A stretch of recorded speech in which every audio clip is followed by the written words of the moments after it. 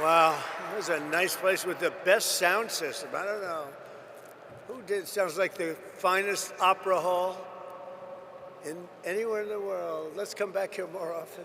So often you have sound systems that aren't the greatest. And there's nothing worse, making a speech when nobody can hear you. This is beautiful and it's a great place. And Memphis has to like me because I have a lot of friends here and they were not happy a year ago, 2 years ago, 4 years ago, and now they said, we can't believe what's happened in terms of crime, in terms of what's gone on and the job that these people and some of the great people, many of the great people in the audience have done. And that's why I'm here today. In fact, we were going to cancel because we have a couple of events going on, as you probably noticed. So they said, oh, we'll cancel Memphis. I said, we're not canceling Memphis for anything. We're not canceling.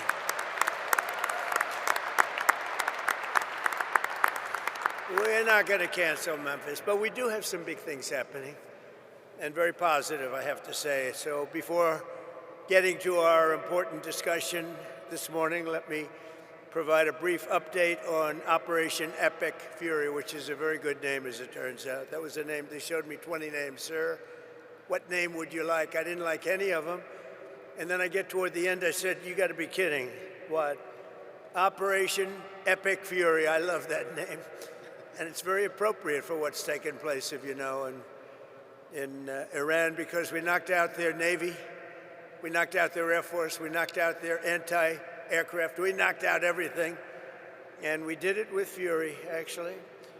As I announced earlier, based on preliminary conversations between the United States and Iran over the past 2 days, I've directed the Department of War to temporarily postpone planned strikes against major energy and electricity targets in Iran. They have very, very big, new, actually, and very expensive, billions of dollars it costs to build them. One missile, one of our powerful ones, and it comes down to the ground like it was made out of dust. But to determine whether a broader agreement can be reached, we've had very good discussions, very, very good discussions. And you have to understand, I know my whole life has been a negotiation, but with Iran, we've been negotiating for a long time. And this time, they mean business. And it's only because of the great job that our military did is the reason they mean business. They want to settle, and we're going to get it done, I hope. So hopefully this will be possible, but no matter what, we'll ensure that Iran never obtains a nuclear weapon. They can't have a nuclear weapon. They would have had one if we allowed the Obama deal to stand. That was the Iran nuclear deal, they called it. They would have had one. Marcia 3. Well, I'll tell you what, Martha, we would have nuclear weapons up there when, would you say, 2 years ago, 3 years ago, or 4 years ago? We would have been in a position that nobody wants to be in. We won't allow ourselves to be in that position. Over the past 3 weeks, the United States military and our partners have been decimating Iran's military capabilities with overwhelming firepower, skill, lethality, and force, and we're destroying their ballistic missiles and drones programs with launchers down by more than 90%. We're hitting their launches at a level that nobody even thought of before, 90%. They can't launch them, and they don't have very many of them, because most of them have been annihilated. But we've annihilated their defense industrial base, eliminating their Navy. We had 158 ships are down. I said to my people, why didn't you capture the ship? I said, were they good or not? They said, they were great, sir. So why didn't you capture it? We could have used them. They said, it's more fun to put them at the bottom of the sea. But they're not there anymore. So we eliminated their Navy, Pete, right? And that's gone. We eliminated their Air Force. We eliminated all of their air defense, everything. We eliminated everything there is to eliminate, and we eliminated them. We eliminated their leaders. We had the first set of leaders. They're gone. Then they met, 88 people met. And it's sad. I mean, it's sad they couldn't have made a deal. We could have made a deal with them a long time ago. Then the second set, 88 people met to pick a new leader, and they're now extinguished. and then they're meeting again, but now nobody wants to be the leader. It's one of the few political jobs that nobody wants anywhere in the world. Nobody wants it. It's a very dangerous job. My job is dangerous too, but their job is worse. In other words, we're systematically dismantling the regime's ability to threaten America. They're not threatening us anymore. As Commander-in-Chief, it's my sacred responsibility to protect our country from all threats. For decades, Iran refused every opportunity to renounce its nuclear ambitions, and in recent months, its own negotiators bragged to our representatives about having enough material to make nuclear weapons. And that was supposed to deter me, but it didn't deter. It made me more anxious, and it just made it much more important. This mission that we're all on together was much more important, and we did it quicker. Iran's missile capabilities were also growing so fast that it would soon have become virtually impossible to stop them. Once they have a missile, once they have what they were building was incredible. And you got a little glimpse of it by the fact that when they came out, they started shooting all of their neighbors. Their neighbors weren't fighting with them. They were getting along okay with their neighbors.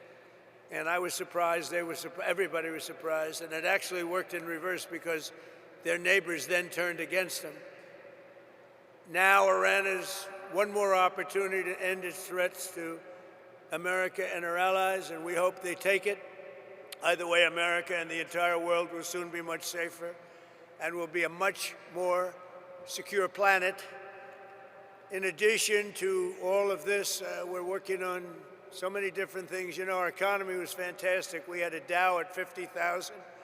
They say it couldn't happen in 4 years. It wouldn't happen during my term, but if I got anywhere close, it would be a great success. Well, in my first year, we hit 50,000. And with the S&P, they said, even more difficult. They said it would be impossible to hit 7,000 on the S&P. And we hit that in our first term. And then, unfortunately, I called Pete, I called General Kane, I called a lot of our great people. We have great people. And I said, let's talk. We got a problem in the Middle East. We have a country known as Iran that for 47 years has been just a purveyor of terror, and they're very close to having a nuclear weapon. We can keep going and get that 50,000 up to 55 and 60 is no end, or we can take a stop and make a little journey into the Middle East and eliminate a big problem. And Pete, I think you were the first one to speak up, and you said, let's do it, because you can't let them have a nuclear weapon.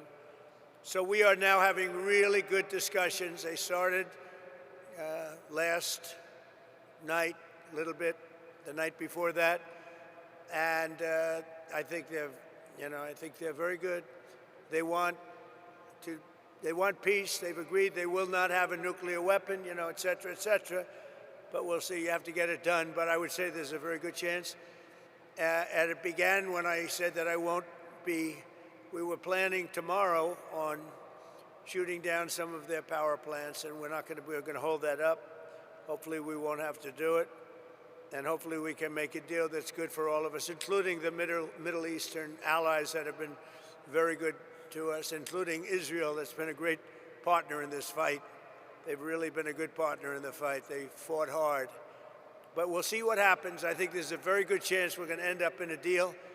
And so we're giving it 5 days, and then we're going to see where that takes us. And I would say at the end of this period, I think it could very well end up being a very good deal for everybody, as good as if we went all the way and just literally annihilated the place, which if we don't have to do that, that would be a good thing, not a bad thing. In addition, after the appalling lines and massive disruptions at major airports nationwide last weekend, I am again demanding that Democrats in Congress immediately end their disgraceful shutdown of the Department of Homeland Security and restore the full funding for airport security and the TSA.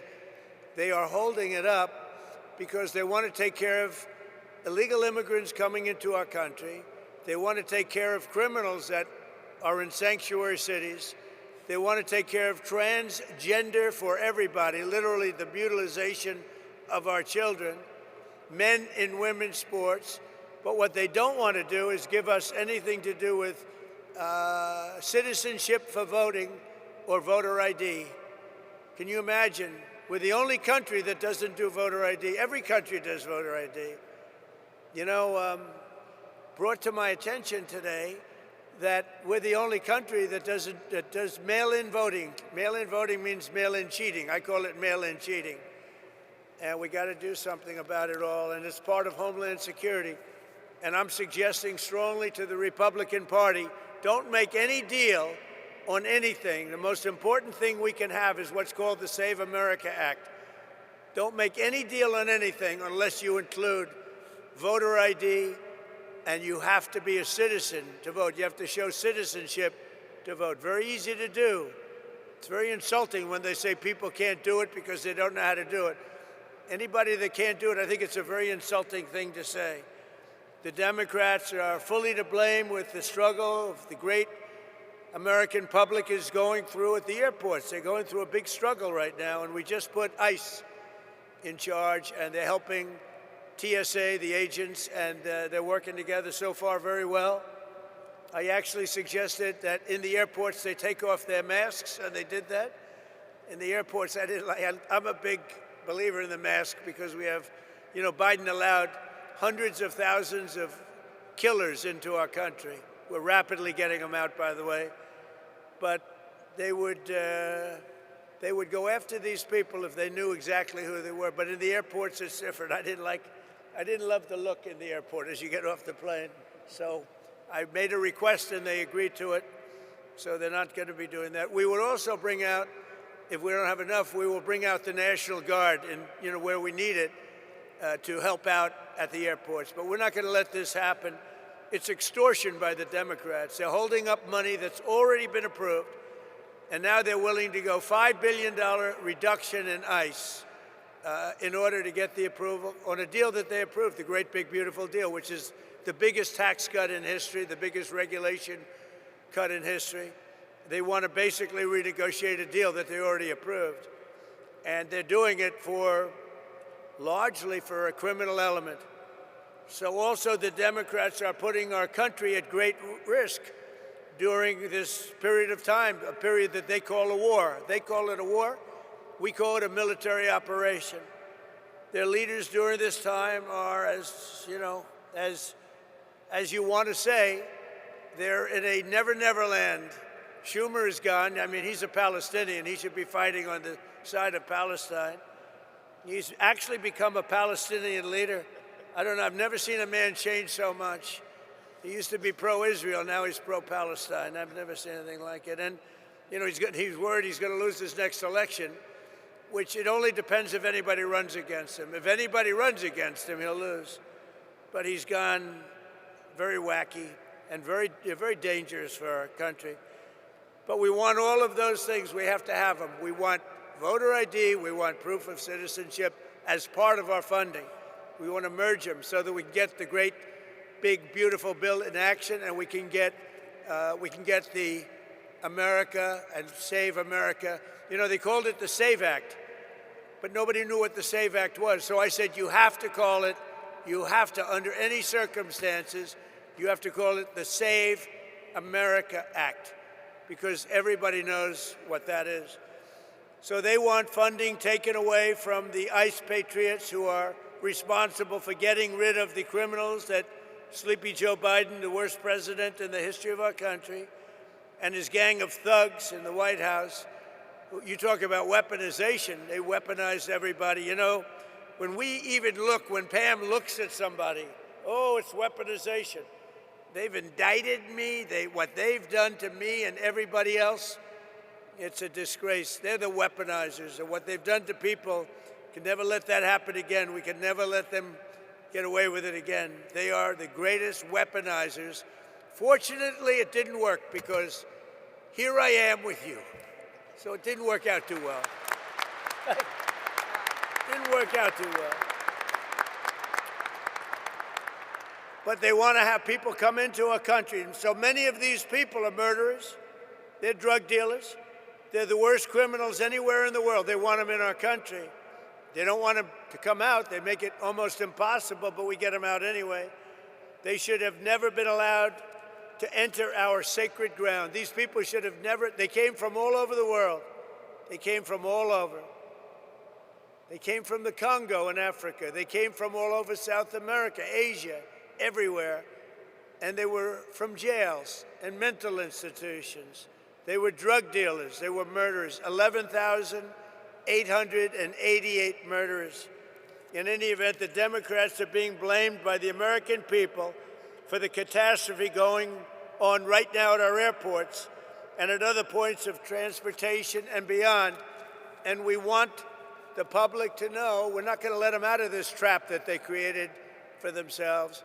And I'm suggesting very strongly that the Republicans, in going for the Save America Act, that you weld it into exactly this, because voter ID is part of Homeland Security. Think of it. We're talking about two separate items, but they're really the same. Voter ID is part of Homeland Security. And citizenship, proof of citizenship, is part of Homeland Security. So I think it should be welded in. I think it should be together. You should vote together, because the public has not liked what they've done at the airports. And they've done it, and the public understands it. They've gotten wise to them. Republicans do not settle with Democrats and let them out of this hole that they've buried themselves in. You have to take the votes in the Senate to approve. You need votes to approve. We have to get Democrat votes. And at a certain point, if you could get rid of the filibuster, it would be great. It would be great. Get rid of the filibuster and get it all done. So we'll get it done. We want another thing. We can, or we don't have to, add those other items. And by the way, they say they're 80-20 items. They're not 80-20, they're 99-1. Men playing in women's sports is a 99-1. You look at transgender mutilization of our children, that's a 99-1, and we have that in the bill too. So they won't sign it, then let the people reject them, and what we have to do is we have to win the midterms. This is the most important election, because all of the gains that we've made, we built the greatest economy, the greatest military. I built the military in my first term, and we built the greatest military in the world. We're showing it now with Venezuela, with Iran. Everybody knows we have the greatest, most powerful military in the world. And we're in a position that we haven't seen. We're respected. You know, our country now is respected all over the world. A year and a half ago, we were a laughingstock. We were a laughingstock. The King of Saudi Arabia told me a year and a half ago, he said, "President, I can't believe what's happened to America. 1 year ago, you were a laughingstock. Nobody thought you could ever survive. Now you're the hottest country." He used that expression. He said, "Now you're the hottest country anywhere in the world." And we are now. Congratulations, because we're all partners in this deal. You're the hottest country anywhere in the world. It's really amazing. So I congratulate you. It's a great feeling, because we were laughed at for 4 years with this guy that should have never been president. So I'm tying Homeland Security into voter identification with picture and proof of citizenship in order to vote. And those two items are the most important thing having to do with Homeland Security. So it should be part of the Homeland Security bill. And I'm requesting that the Republican senators do that immediately. You don't have to take a fast vote. Don't worry about Easter going home. In fact, make this one for Jesus, okay? Make this one for Jesus. That's what I tell them. That would be a damn good thing. The most important part of Homeland Security is voter ID and proof of citizenship. Nobody can vote on Homeland Security without voter ID or proof of citizenship. And you can't have Homeland Security without voter ID or proof of citizenship. So we're tying them together. So now, if you don't mind, let's get to the reason why I'm in Memphis and why you're doing so well. Because Fred Smith, everybody know Fred Smith? He was a friend of mine, and he created, from a sort of failed report at like Harvard or whatever, he did a business report, a concept he had, that was his thesis, a concept he had to build a company, and it was FedEx. So he gave this thing where he takes packages, he delivers them, who the heck knows what he put down. bottom line is they gave him a lousy mark. I don't know if they passed him or not, but they didn't give him a good mark. They say, this is the most ridiculous business plan we've ever seen. Fred, go back to the drawing board and try something else, because this won't work. Well, he decided to go for it, and he built FedEx, and it's an amazing story. And he was a very good friend of mine. But he would tell me that he didn't know what to do about Memphis. It was so dangerous that they would have a board meeting, and the board members, they would demand it, that they could not walk 1 block to their hotel. You know the hotel I'm talking about. It was so dangerous. And now they tell me this is like an entirely different place. It's like Washington, D.C. In Washington, D.C., we had the same thing, and now it's amazing. It's such an honor to. If only more governors, your governor called, and he said, we love it. Your mayor has been terrific. Your mayor has been terrific. But look at the results that you've got. Look at the results. And everybody should do it. You know, if I was Chicago, Pritzker, he's a failed governor. All he has to do is say, President, we're having a problem in Chicago. Could you come in and fix it? We'd have it fixed in 2 months. It would be good. It would be good in 2 months. It would be great in 4 months. You'd have almost no crime. But he can't do it. And it just keeps going the same way. So that's the reason I'm here, to tell you how well you've done, how well we've done. I mean, I just came in and people greeted me, sir, thank you very much for what you've done. I said, oh, where are you from? Memphis. What did I do? You stopped crime. And your sheriffs are so thankful. And, oh, you haven't seen it yet. You know, we've just been here a short while. In another 2 or 3 months, you're going to have, like, no crime. And, you know, we take these criminals. Is that our handsome senator down there, Bill? Is that our handsome Senator Bill? You got both of them down, but you're going to have a new governor here soon, I guess, huh? You're going to have a very new governor. Would you two stand up as senators? Please stand up. Two of the greatest people. Two of the greatest people. They never let me down, you know? Some let me down. They never let me down. Thank you. Last September, my administration launched the initiative modeled on D.C. Safe Task Force in our nation's capital. One of the most amazing things, I mean, I hate to say it, now I can say it, but our nation's capital was one of the most dangerous places on earth. People were being killed. They'd go in from Iowa, they'd go from Indiana to see the Washington Monument, and their parents would get a phone call, they've been killed. And it was happening a lot. It was really bad. And like this, actually, yours was at a level higher, to be honest with you. It was really bad. But it was happening a lot. And now you walk down Washington, it's like everybody that sees me in Washington, we've been doing that another couple of months longer, everybody sees me in Washington, they say, thank you, sir, thank you. And I immediately know what. You know, they could thank me for a lot of things. I said, are they thanking me for the economy? I know immediately. We have people working in the White House, young women. They walk, I would say normally beautiful young women. Ever since I got elected, I don't like to say that, because usually when you say a beautiful woman, isn't she beautiful? That's the end of your political career. So I never say that. But young women coming up to me and they're saying, sir, thank you so much. I know immediately what they're talking about. I say, how big a difference is it? They say, we walk to work. We were afraid to walk into an Uber. We were afraid to walk into a car. The car would be, it didn't matter. The car was being robbed when we were in the car. And it was much more than being robbed. Being robbed was the least of it. And we took out over 3,000 people. And you know, there's an expression that 90% of the crime is caused by 2% of the population. And when you hear that, you realize why we can do such a good job. We moved 3,000 people out, permanently out of Washington. These were career criminals. Many of them came in through the Biden open border disaster. They came in. They weren't there. They came in. They said, we want to live in Washington where they'll take good care of us, give us plenty of welfare. And we got them all out. We moved them back to their countries.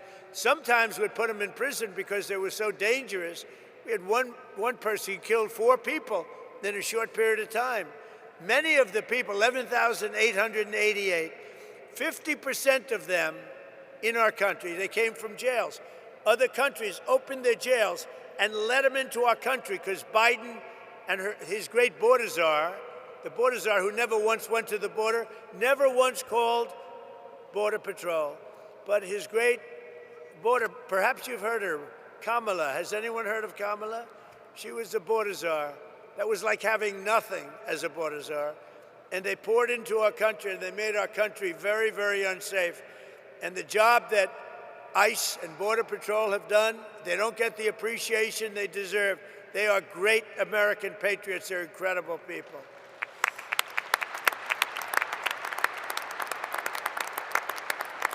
So we brought together 22 federal agencies, state and local police, and 1,500 members of the incredible National Guard to smash the grip of the violent criminals on this iconic American city. The city is incredible. People love it so much, but they're just fed up. They can't stay, and now they're staying. I had somebody backstage say, "Sir, I was ready to leave, and now we're staying." I said, "Don't worry, it's going to get much better. It just takes a little more time." Like our DC efforts, the Memphis Task Force has been led by our Director of U.S. Marshal Services, Gaddy Seralta, who is incredible. Where's Gaddy? Gaddy, you are unbelievable. And I want to thank you for the work. He did a job in Washington. So when I heard Memphis, I said, I want the same guy that did Washington. Because that went, you're going to tell us when you get up which was more difficult, all right? But members are known all over the world as the home of Graceland. You know I'm going to see Graceland after this? I think, is that right? I love Elvis. I never met Elvis. Everyone said, did you? I met them all.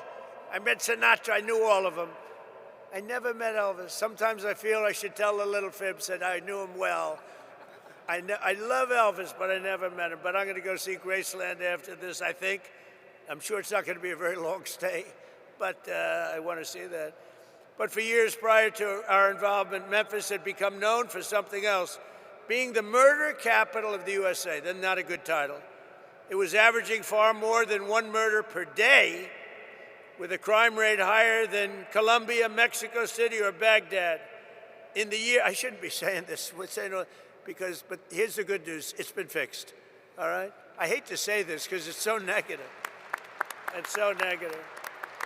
In the year before I took office, Memphis saw more than 12,500 violent assaults, 429 rapes, and 7,600 burglaries and armed robberies. And I mean, it was getting worse.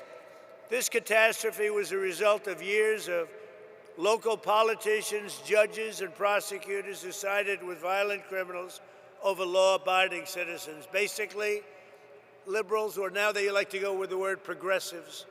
You don't hear liberal. They're liberal. I don't like progressive because it's a beautiful word. You know, they use progressive because that's the only thing they're good at, politics, I guess. You know, they're bad at policy because all these policies are bad, but they're great at politics, and they do stick together. They stick together, they're good at politics, but they're bad at policy because they can't sell open borders, they can't sell transgender for everyone, they can't sell men and women's sport, so they can be the greatest politicians in the world, and that's why I'm here instead of them, I guess. But just as we have in D.C., here in Memphis, we've achieved one of the largest, fastest declines in violent crime ever recorded. So that's something, right? Ever recorded. In fact, you're half a percentage point away from the record, so we'll catch them in the next month or two, all right? I think that's going to happen. But that includes a 60% drop in robberies, a 74% drop in carjacking, and motor vehicle thefts. We have always achieved numbers that are good. These numbers are right on line to be among the best that we've done. And wherever we do this, we have very similar results. We were in New Orleans, where the governor called us, as you know, and we went to New Orleans. They just had Mardi Gras. They said it's the first, it sounds terrible, but it's the first Mardi Gras we've ever had where there was no murder. Can you imagine? Doesn't sound too good, but, you know, we're talking about the facts. And they said we had the lowest crime that we've ever had on Mardi Gras, which is almost almost nothing. We went there about 4 months ago. We did a great job. So we've achieved a 70% reduction in murders from the peak in this place. In total, we've arrested 7,000 criminals, seized more than 1,100 illegal guns, taken more than 1,000 pounds of illicit narcotics, and rescued more than 150 missing children, making their parents beyond happy.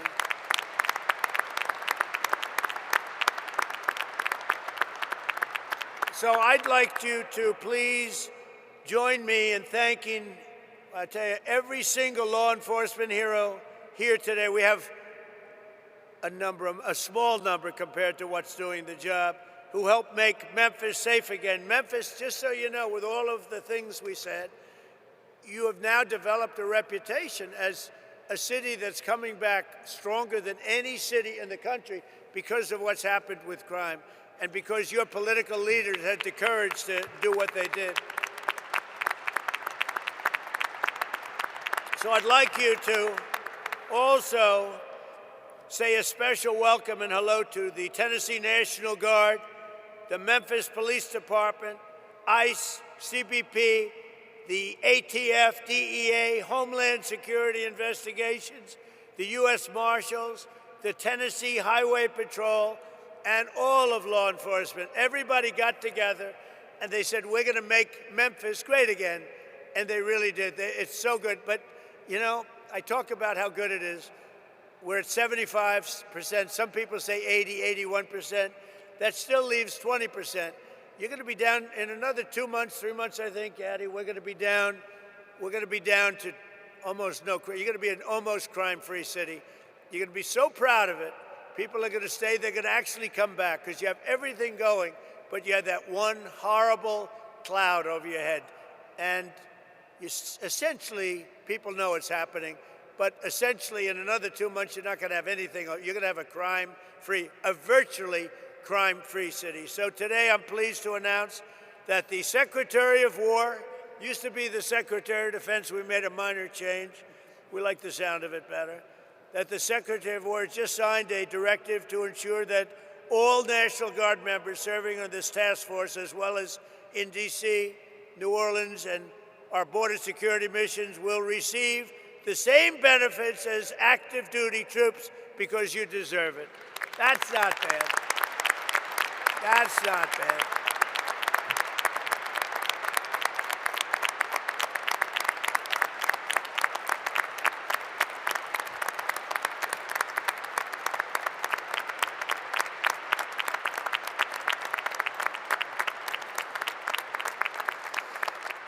So before we leave, I want to thank Attorney General Pam Bondi, Secretary of War Pete Hegseth. These are great people. Chief of the National Guard Bureau General Stephen Nordhaus, FBI Director Kash Patel, wonderful guy, actually. You got to get to know him. Once you get to know him, he's a wonderful guy. I've known him too long, right? He's a good guy. DEA Administrator Terry Cole, what a job he's done. Acting Director of ICE, where's Terry? Good job, Terry. What a job. In Washington, too. Acting Director of ICE, Todd Lyons. Todd, great. Thank you, Todd. Good job. Head of the ATF, Rob Cicada. Rob. Thank you, Rob. Head of the Tennessee Highway Patrol, Colonel Matt Perry. Thanks, Matt. And head of the Tennessee National Guard, Major General Warner Ross. How are you? You guys look Central Casting. These are Central Casting people. What did you need us for? You didn't need us. Anyway, they had to let you do your job, right? They're letting you do your job now. Thanks as well to Tennessee Governor Bill Lee for the outstanding job. Thank you very much, Bill. We appreciated you for it.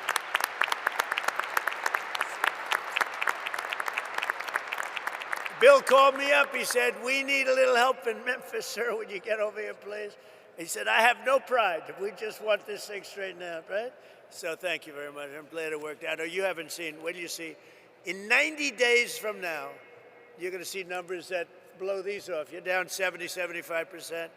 You're going to see numbers that you're going to be very proud of. Senators Bill Hagerty and Marsha Blackburn, great people. Great people. You have some real warriors, too, as your congressmen and women.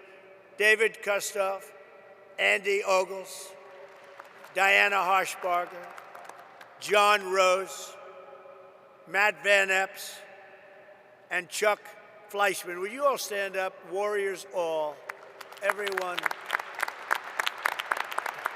Great, great people. You don't get better, and it's not the easiest job, is it, huh? Speaker of the House, you know what I like about them? They're not 3 o'clock in the morning. Sir, I get a call from Mike Johnson, Speaker. Sir, we have a problem.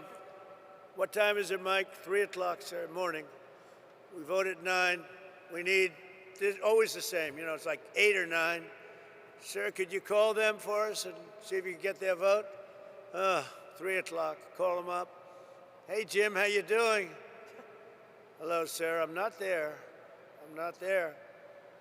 Well, you got to get there. 9 o'clock, you got to vote. Sir, could I have a little breakfast so we could discuss this bill? You know, like a perfect bill, like, you know, voter ID or something. You know, the bill didn't have to be too great to do it. He said, could we have maybe a little breakfast at the White House, sir? So, because I can get there, but I'm just not there. Come on over for breakfast, Bill. You know? I got a lot of them, too. I have about 9 of them. But these are the people we love. These are the people we love. So I want to thank you all. Speaker of the Tennessee House of Representatives, and I hear this guy, I hear he's fantastic. Cameron Sexton, where is he? I have heard such good things about you. And you're working on a very specific bill right now. I know all about you. That's great. Let me know when it's finished, you know. You got to send me a copy, okay? That's great. Thank you, Cameron. You're doing a great job. Shelby County Sheriff Floyd Bonner. Thank you, Floyd. National President of the Fraternal Order of Police. Oh, that's a big one. He gave me his endorsement. Patrick Yost. Where's Patrick? He gave me his endorsement. I said, well, what's your endorsement worth? How many members? He said, sir, we have 490,000 members. I said, that's a good endorsement. Patrick, do you think anybody outside of, within law enforcement, did anybody vote for Kamala that you know of? Don't say it. You're going to get yourself in trouble. Don't say it. But thank you, Pat. That's great.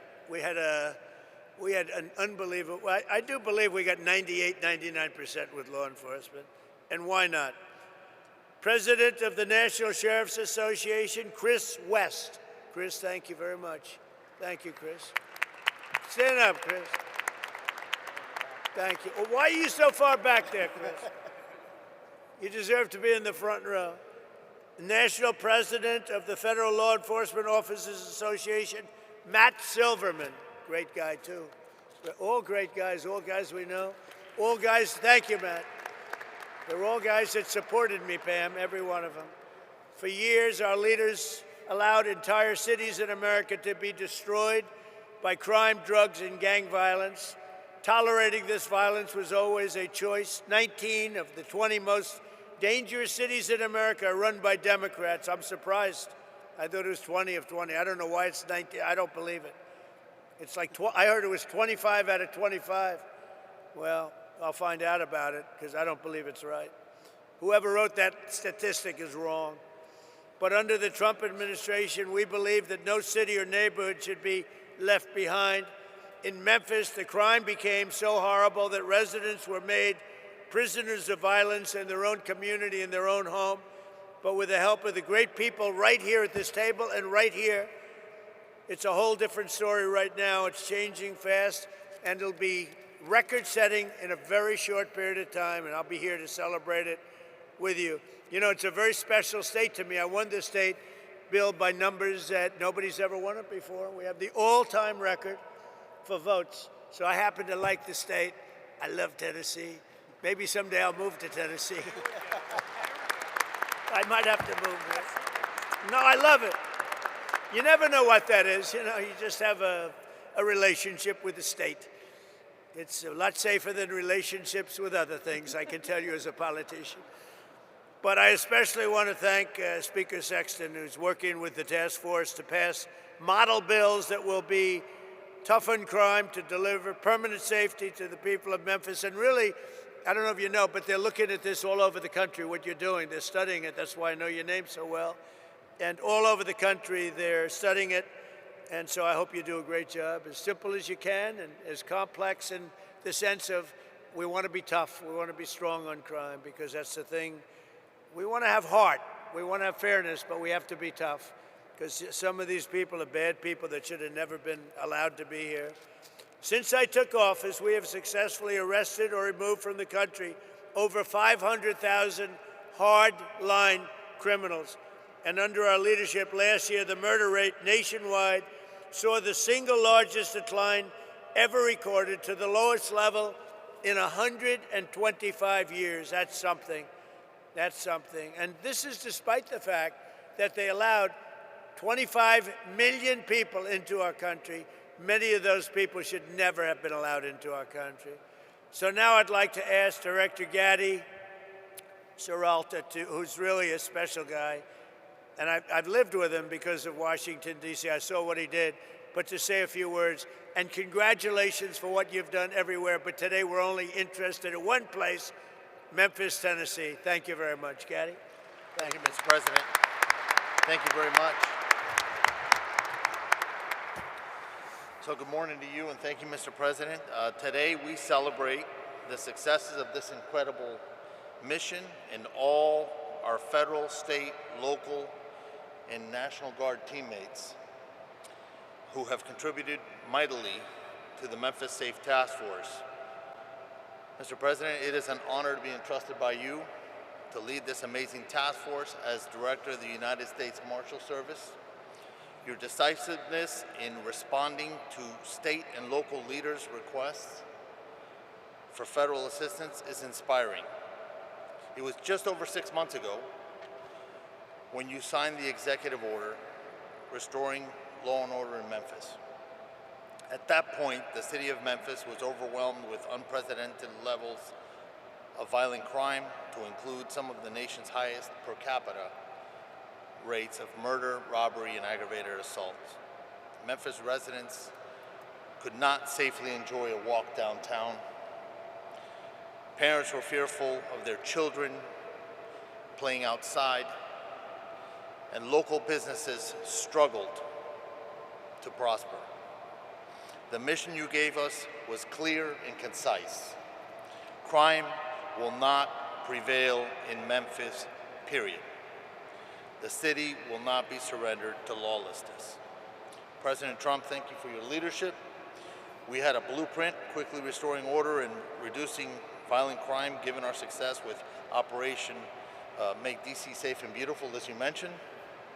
We began our deployment to Memphis and commenced operations on September 29, 2025 with 20 partner agencies and 200 task force members. Now we partner with 33 multi-agency teams throughout the Memphis area. We have the support of over 2,700 officers and National Guard members who comprise the Memphis Safe Task Force, most of which are out here in the audience. In just over 6 months, the Memphis Safe Task Force has made over 7,342 arrests, this is last week's numbers, with charges ranging from homicide, there was 44 of those, 812 drug offenses, and 757 gang-related offenses. We have seized over 1,200 illegal firearms and located and returned 150 missing children. Each of these arrests and seizures of illegal contraband have a ripple effect, bringing justice to victims, relief to communities, and the prevention of future offenses or deadly accidents. Our work, however, has not just been about arrests and the seizure of illegal firearms and narcotics. Our Tennessee National Guard partners have made a significant impact while serving on the task force by administering several life-saving doses of Narcan to overdose victims, chasing down and detaining a fleeing murder suspect on Christmas Day, and providing immediate life-saving medical aid to the occupants of a vehicle collision on I-40. That's just a few of the things they've done. Similarly, our Health and Human Services Tactical Med, we call them TACMED, they're our doctors. Their team has treated almost 500 task force officers and related injuries during our operations. The fraud cell, the Memphis Safe Task Force Fraud Cell, has been a key contributor in targeting federal benefits fraud, organized crime, and other complex fraud matters. The fraud cell has more than 80 open investigations, 33 cases active with the United States Attorney's Office. Their recent efforts have resulted in 2 indictments of convicted sex offenders living in housing paid for by Housing and Urban Development, and 1 indictment for stealing benefits from a Social Security beneficiary. I would also like to recognize the work of Attorney General Bondi's incredible staff at the Western District of Tennessee. Their stats tell a remarkable story as well. They have increased the number of defendants charged by 221%, and the number of cases indicted by 204%, when compared to the same operational period last year. I see you smiling, Mike. Congratulations. Without question,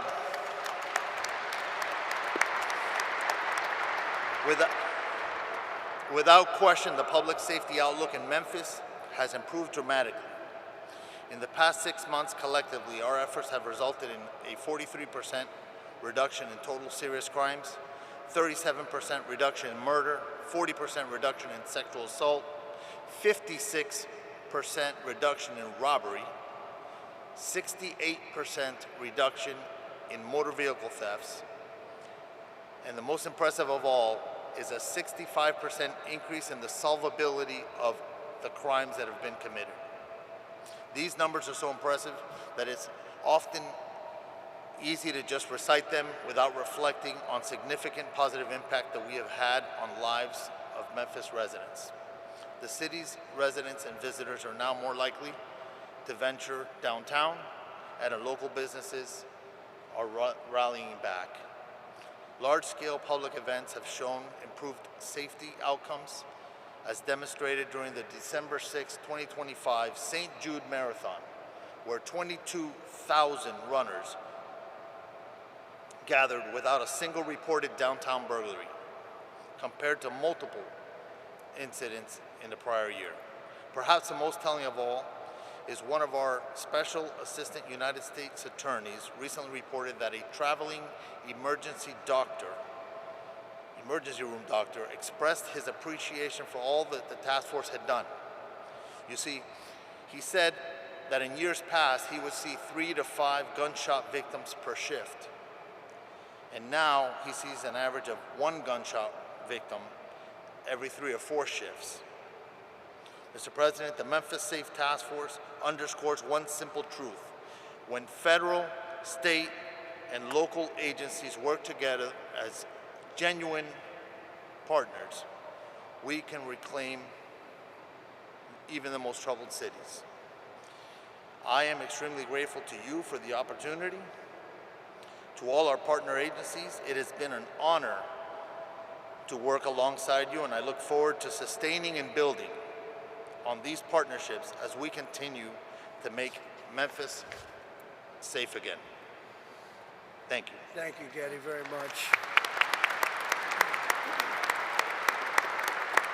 And Pam, I think, thank you. What a great job. And I think, I see them sitting out there, your U.S. Attorney and your Assistant U.S. Attorney. You do a great job. Would you please stand up? Michael Donovan. Michael Donovan, Thank you, Michael. Thank you both. Great job. Thank you. Pam Bondi, please. Thank you, President Trump. Some people choose to tolerate crime, but you chose law and order. And that's why this task force worked. It was all of us, as Gaddy said, working hand in hand with my FBI, DEA, U.S. Marshals, ATF, with Cash, with Terry, with Rob, with Gaddy, not only that, with Pete, with Department of War, with Homeland Security, with all of my agencies working hand in hand with the National Guard. When you went out there, when we came to Memphis, you could not tell who was with what agency because everyone was working so well together. Our U.S. Attorney, Mike Donovan, was out there. And not only this, everyone needs to know, we met with this president multiple times about this endeavor. The president knew what was going on here. The president cared. People like Alice Johnson sitting in the front row, who is a Memphis resident, she told us what a horrible crime problem there was.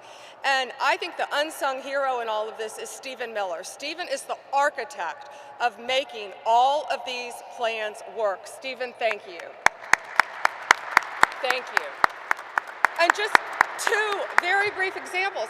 There was a horrible murderer, Arsenio Davis, who last October committed a gruesome double homicide. He killed his mother and dismembered another person. And based on this task force working hand in hand, he's off the street. Another example, a horrible monster who's charged with raping a small child. This task force, all of these members working together, arrested him. We can give you countless examples of that. Over 770 gang members off the streets. And we know there's no normal day for a law enforcement officer. We know it's so dangerous what our law enforcement officers do. But know this, Donald Trump and this administration, we have your backs. Thank you all, and thank you, President Trump. Thank you. Thank you. Thank you, Pam. And Pete Hegseth, who has been unbelievable at what he's doing, is nobody better. That was a wise choice. Pete, go ahead. Well, thank you, Mr. President. Thank you for your historic leadership on Operation Epic Fury. The success you've laid out is only possible because of the military you rebuilt, as well as the historic success here in Memphis. And I want to start by thanking every patriot in this room, in law enforcement, and the nearly 1,500 National Guard members for your heroic efforts in this operation.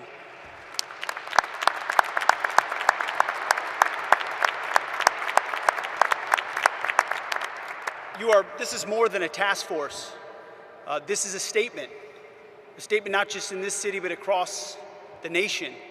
When I look around this table, I'm looking at people that we work with every day: Governor, Cash, this team, the National Guard, Pam, Stephen, as was mentioned, Gaddy, the Speaker, at the federal level and the state level, working hand in glove. It doesn't happen any other way.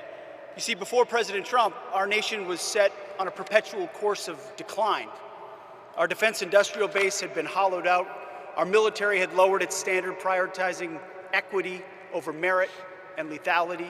And right here in cities like Memphis, our people were focused on enduring just what seemed to be the status quo of rampant, vicious crime. Well, they let their cities burn to the ground, literally. In the name of hollow humanitarianism, weak leaders, and that's what it is, it's weak leaders, previously provided sanctuary for hordes of dangerous, illegal aliens who preyed on our most vulnerable. Soft on crime, defund the police nonsense tied the hands of our brave law enforcement heroes while the bad guys ran wild. And the most basic tenets of public safety, the foundations of any civilized society, were labeled as too toxic to implement. Well, not under President Trump. Such engineered chaos combined with a wide open border. By the way, thank you for agreeing to sign that declaration for the Memphis troops, the DC troops, and the troops on our border. They'll now be paid and get benefits just like folks on active duty. Thank you for that, Mr. President. It's an important step of demonstrating how serious this mission is to the Department of War. It's common sense. And it was that same common sense that brought President Trump back to the White House. People were sick and tired of the never-ending crisis. And under President Trump, we will not allow depraved, suicidal ideologies to destroy our great cities. No longer will we sit idly by while illegal aliens and savage criminals rape, murder, and poison the good people of this country. Because every American, without exception, is entitled to safe, clean, and beautiful cities. Cities where you can walk in peace, cities where law enforcement can do their job. And to that end, the Department of War stands shoulder to shoulder with state and federal partners so that our streets can be defended once again. Kind of like the visual I'm looking at right here. I see a lot of civilian leaders and police, law enforcement leaders in the front. And who's behind you? Men and women in camouflage, having your back every single day like we do in this mission. So thank you for working tirelessly to protect this state and restore law and order. And the results, they speak for themselves. That your presence has led to a massive reduction in crime, a reduction the good citizens of Memphis deserve. So thank you, Mr. President, for your leadership in restoring street by street, neighborhood by neighborhood. You are saving Memphis, Tennessee, and the country, and we are grateful for it. Thank you, Mr. President. Thank you, Pete. Thank you. Mr. Governor, please. Yes, sir.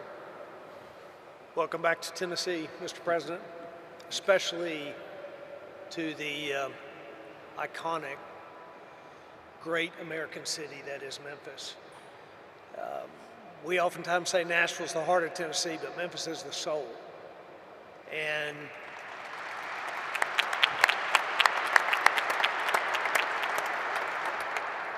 great businesses here, remarkable people, a true, rich cultural history, but a serious problem.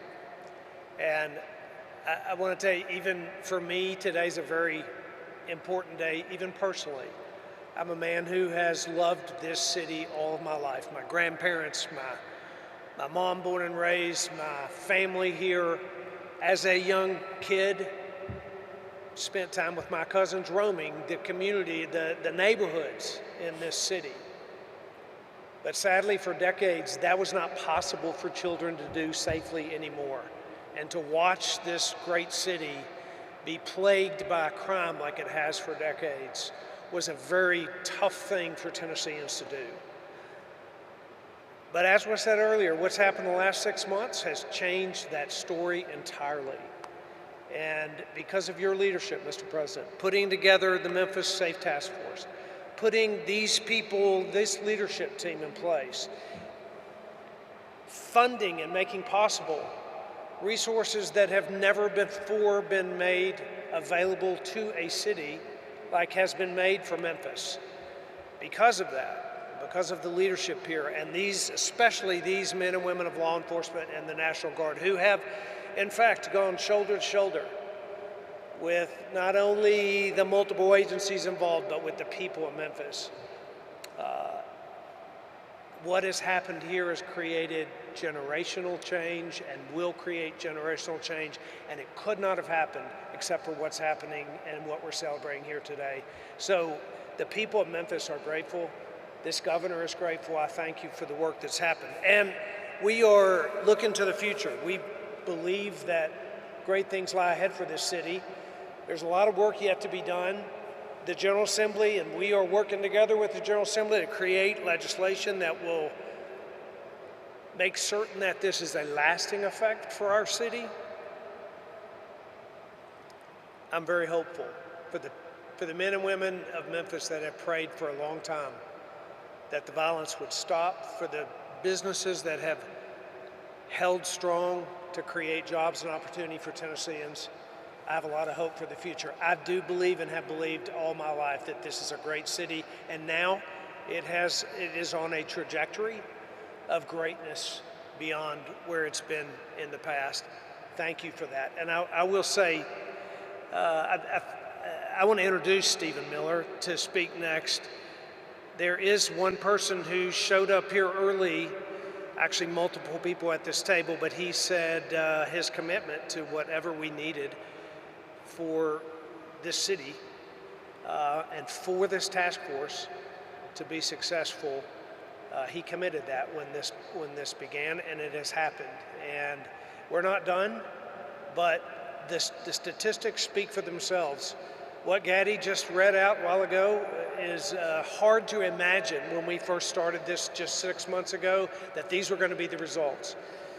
There's more to go, but we're grateful for the work. And Stephen, your commitment to us, Tennesseans, truly are grateful for it. And your commitment to President Trump's strategy, not just to make Memphis safe, not just to make Tennessee safe, but to make all of America safe again. So thank you, sir. Thank you. Stephen? Thank you.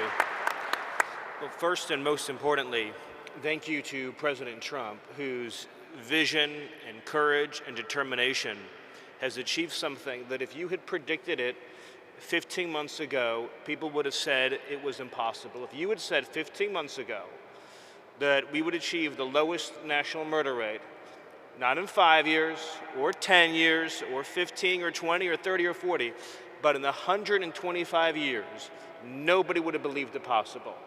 And President Trump did exactly that, and it is a miracle.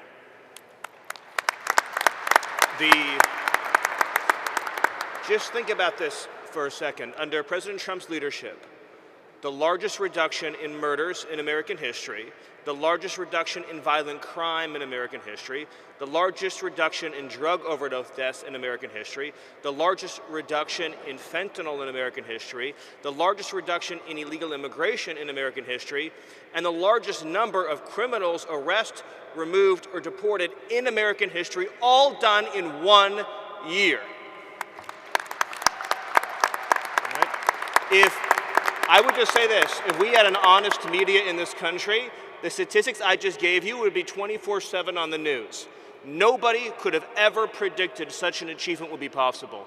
The second thing I want to thank President Trump for is assembling the greatest national security and public safety team in American history.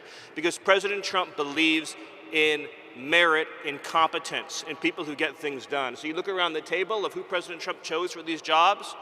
You start with Rob or Gaddy or Pam or Pete, Cash, Todd, Terry, the whole entire team. What President Trump put together has never been rivaled in history. That's how you get things done. He chooses people based on their skill, their competence, their ability, their determination, their dedication, and their loyalty, and you're seeing the results.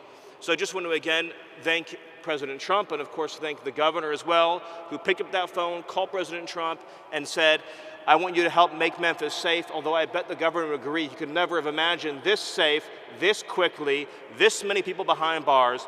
And let's just remember that because of the work that President Trump is doing, not only in Memphis, not only in Washington, D.C., but all over the country, ultimately, it will save and is saving tens of thousands of American lives. It is, and I'll use that word again, what President Trump has done on border security and public safety is a national miracle that will be studied not only for generations, but for centuries to come. Thank you, President Trump. Thank you, Steve.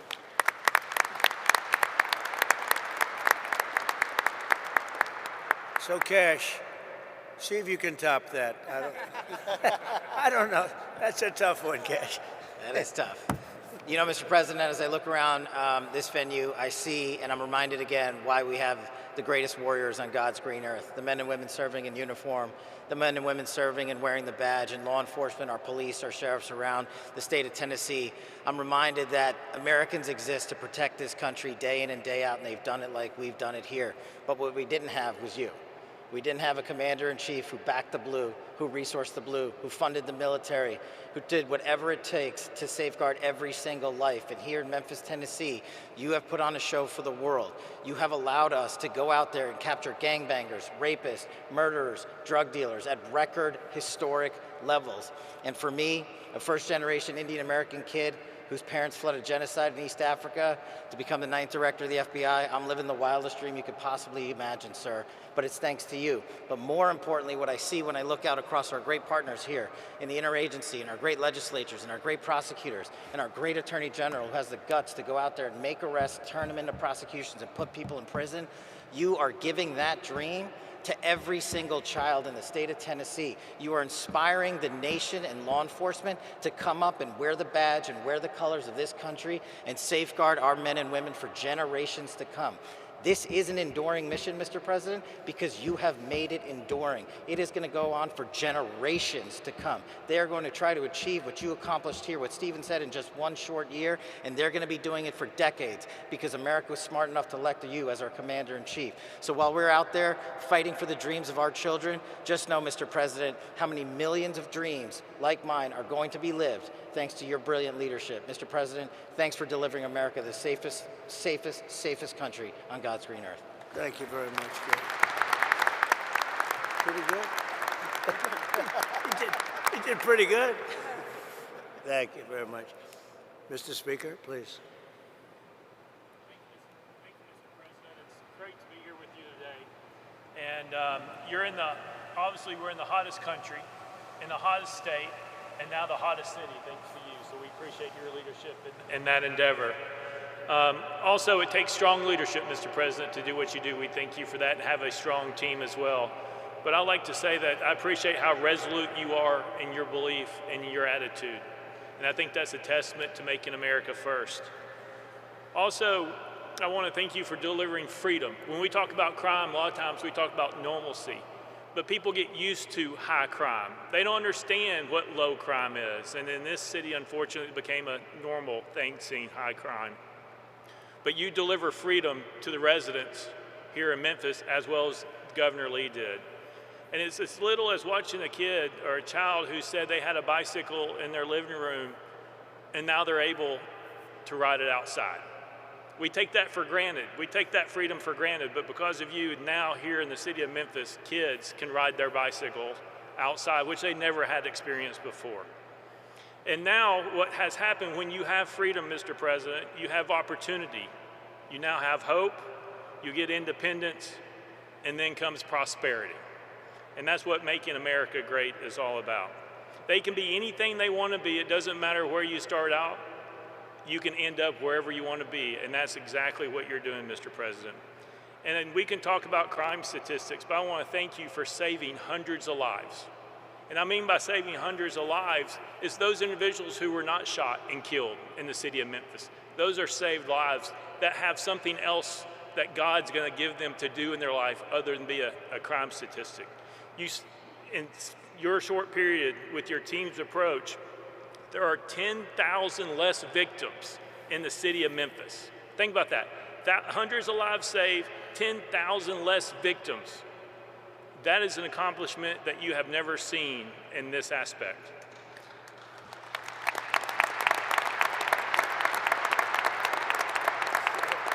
And I appreciate your strong team, all your individuals here, also a brilliant mind in Stephen Miller, who I've been able to work with. And we are working, as you said, on legislation, not only illegal immigration that we're going to lead the country in, which is working its way through the General Assembly, but we're going to Soros-proof the state of Tennessee once and for all. And we're going to take on bail, we're going to take on woke and soft on crime DAs. We've already done truth in sentencing. We're working on three-strike legislation. But we have a strong General Assembly that will support the governor and me and Lieutenant Governor McNally, who's a great advocate in this endeavor. And the last thing I'll say, Mr. President, is I appreciate your resolve to not allow people's words to distract you from your destiny. Stephen Miller just laid out what that destiny looked like, which is untouched in our history.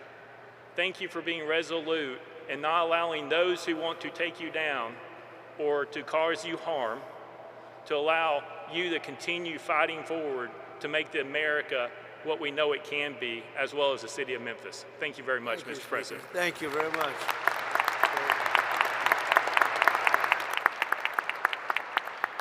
And now we have the ICE director, very important. He's done a fantastic job. Todd, please. Law enforcement officer, thank you for letting us do our job again.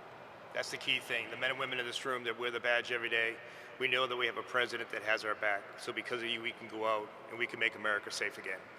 But honestly, sir, if you just look at what we did, this is what happens when strategy actually meets execution. Your model is delivering real results, securing communities and making neighborhoods safe. And if more cities would just take the lead and have the strength and constitution like the governor does to make their major cities safe again, this is a prime example of how to do it. This is a direct reflection, sir, of the model that you put in place. This and the Homeland Security task forces that you put into action with your executive order are really what's going to make a difference to this country.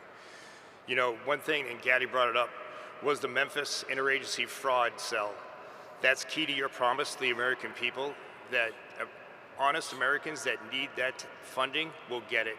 What we're doing is we're having a reduction in fraud when it comes to SNAP benefits, mail fraud, and Medicaid fraud. And that's key and important for true Americans that believed in you that you're going to make a difference to make this country great again. While this wasn't an immigration-led operation, sir, we did have 619 illegal aliens arrested. 7 of those, which were Venezuelans that were paroled into this country, or TDA gang members. 1 El Sal that raped a child, and another Honduras male that raped several children. Because of your leadership, we were able to get these violent criminals out of our neighborhoods. And sir, Memphis going forward is going to be the example, as Mr. Miller said, for decades to come. So on behalf of the men and women of ICE, the special agents of Homeland Security, we thank you for your leadership. Thank you very much, Chad. And just, if I might, so you're at the front of a storm. The Democrats have caused lots of problems at the airports and all other places too. We shouldn't be in this position, especially when we're in conflict elsewhere. But how are you doing, and how is ICE doing at the airports and helping out? Oh, you know, sir, to just have the opportunity to help our other fellow officers at Department of Homeland Security, we're doing great. We're going to make sure that your promise is kept, that we're going to help those lines move, and we're going to make people safe. And no one should be nervous to go to the airport, because we're going to make sure that every traveler in spring break has a safe journey. I appreciate it. Great job. You're doing a great job. Thank you very much. Rob Cicada, please. Rob. Mr. President, thank you for your assembling of the Memphis Safe Task Force, your leadership empowered ATF and all of our state and local partners to focus on the most dangerous criminals operating in Memphis. Violent repeat felons, many walking the streets despite having 3, 4, and 5 felony convictions, are no longer doing so.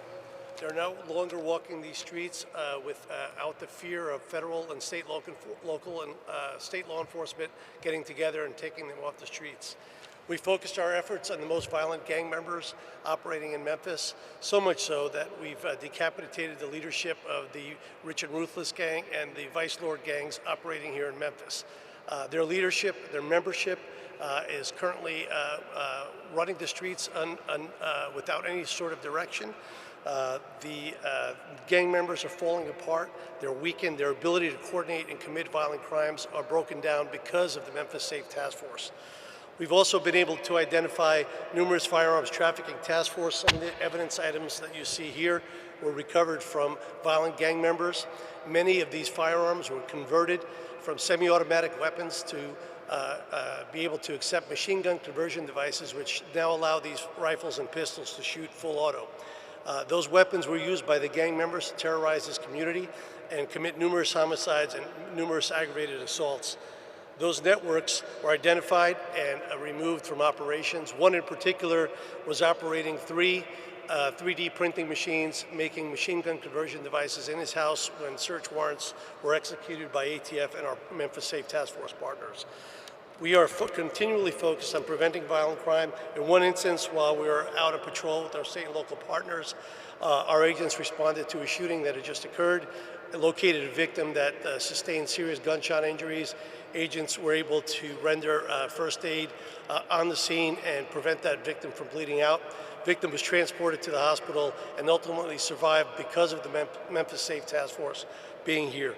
Our agents regularly talk to the members of the community. The community, when we first arrived, was in visible fear. They were afraid to walk out of their homes to the corner store. They were afraid to sit in their front yards because of being in fear of being victimized of a drive-by shooting. Those people are now approaching our agents and our partners, thanking us every day for being out there and taking the fear away from them so they and their family members could walk their communities and sit in their front yards and talk to their neighbors without fear of being killed or shot. So thank you for your support of law enforcement and for creating the Memphis Safe Task Force. Thank you, sir. Thank you, Rob, and you do a fantastic job. Thank you very much. One of the best crime fighters I know, really from personal experience, because I've watched him more in D.C. than here, but I get the reports on what's happening in Memphis. And Terry Cole, please say a few words. Great job. Mr. President, thank you for your leadership. It has given law enforcement the tools and the support to take this fight directly to the local street gangs, but also the cartels, the designated terrorists that are killing Americans.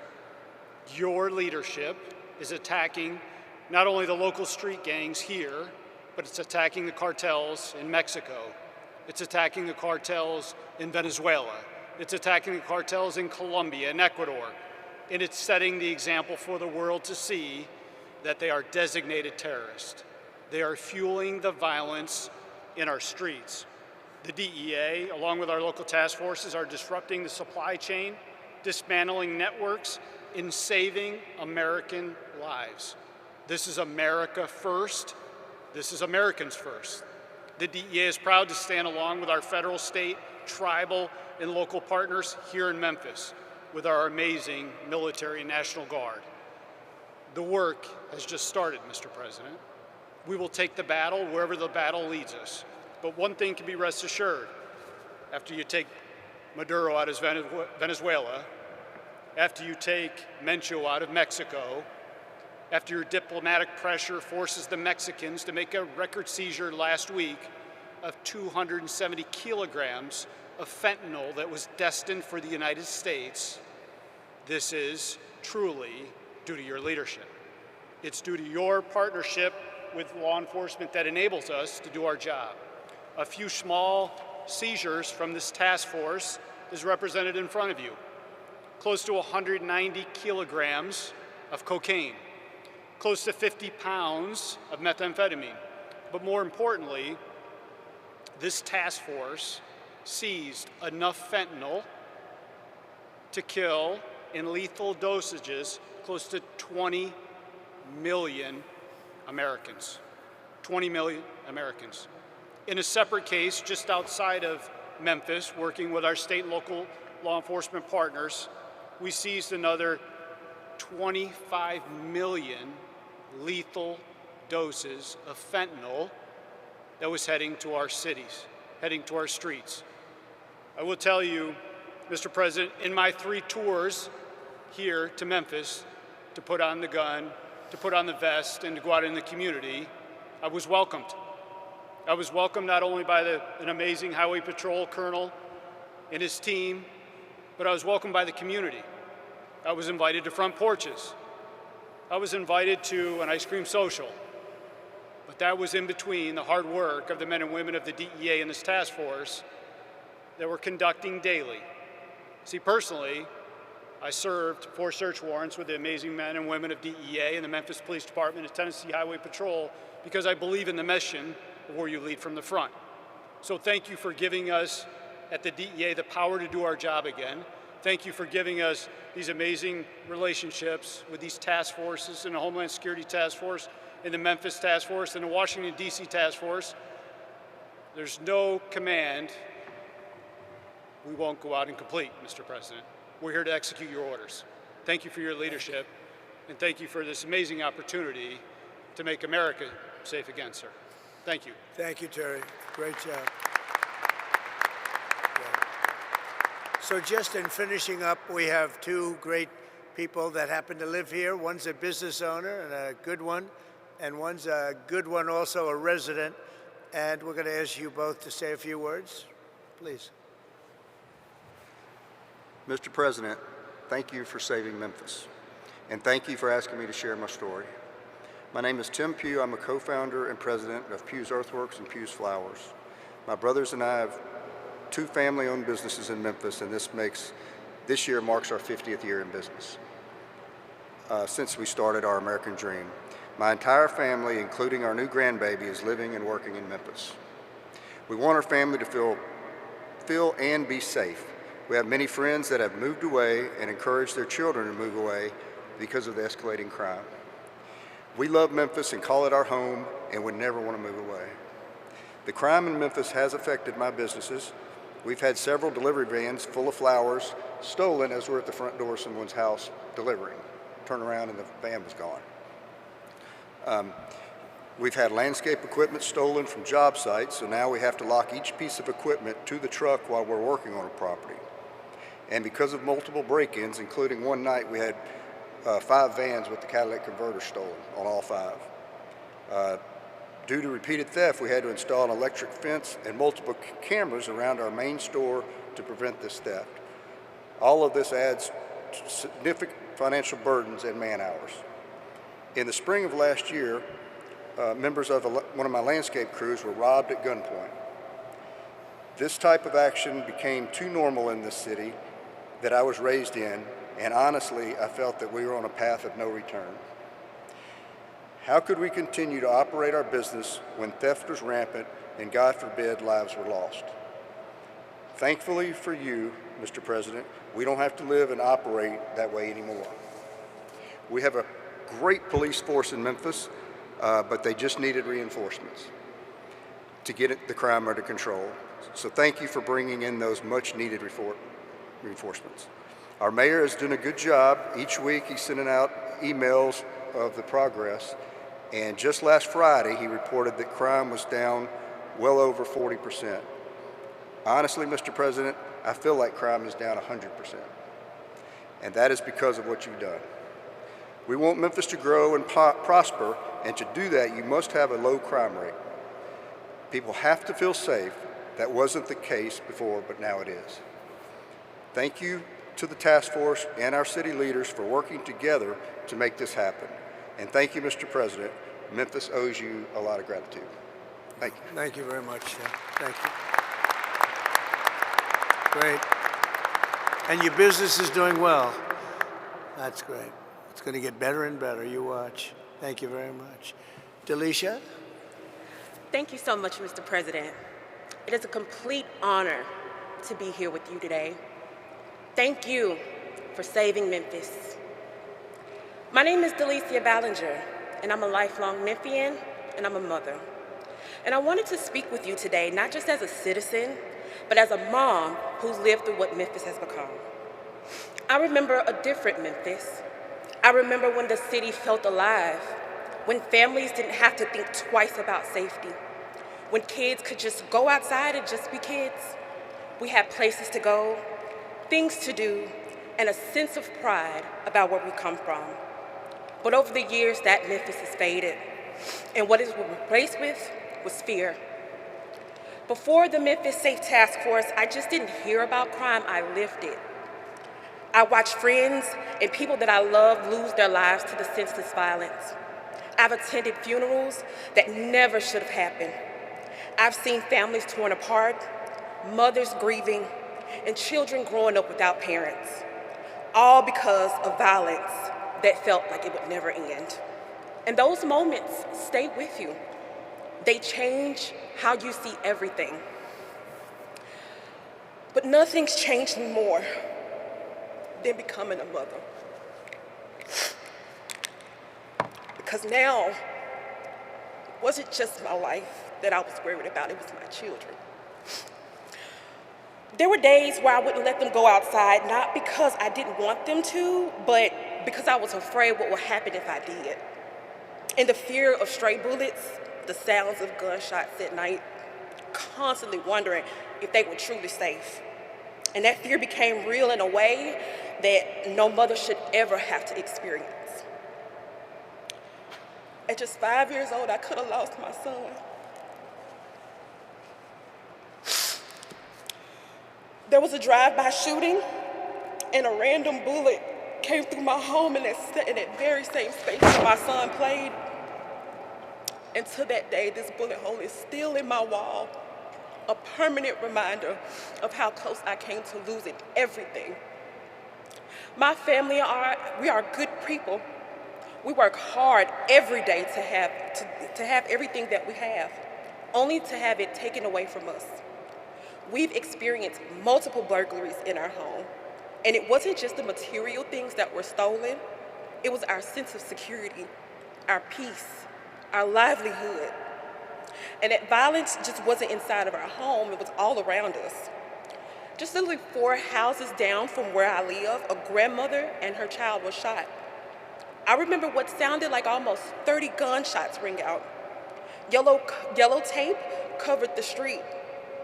After that day, those neighbors never returned. Their home now, with a for sale sign, stands as a reminder of a fear so deep that they couldn't come back to the place where they almost lost their lives. And that feeling, that fear, is something that my family knows all too well. That is not how families are supposed to live. That is not how children are supposed to grow up. We've reached out for help. For years, we looked to our local leaders hoping that anything would change, but nothing did. And that was until you my president stepped in. I need you to understand what that meant for families like mine, because in a matter of weeks, we felt a difference. Today, I can sit out on my porch and drink tea in peace.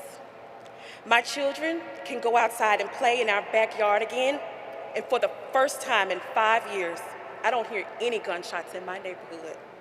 It's been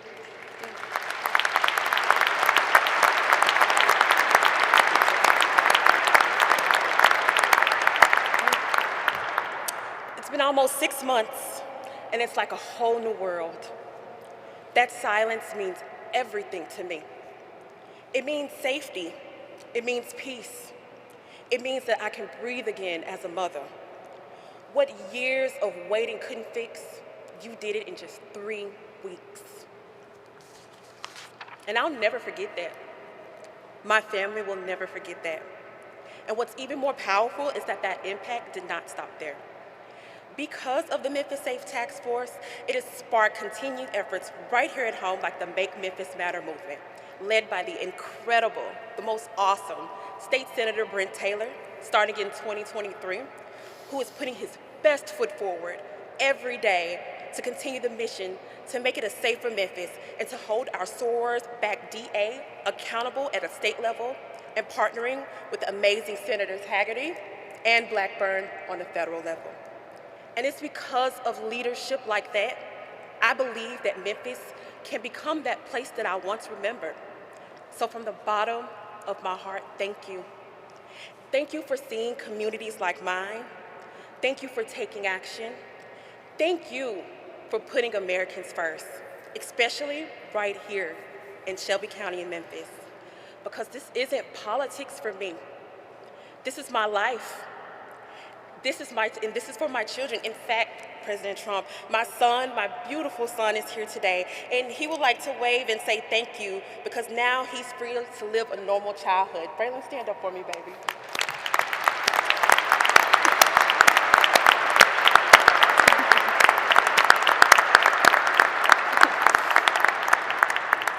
And because of that change, we finally have a sense of normal again. Again, from the bottom of my heart, I truly don't have the words to share how much I appreciate you. Thank you so much, sir. Memphis loves you, President Trump. Thank you. Thank you very much. Wow. I don't know, Delisha. I think we're going to have to give her MVP, right? MVP, Delisha. That's a great job. Thank you very much.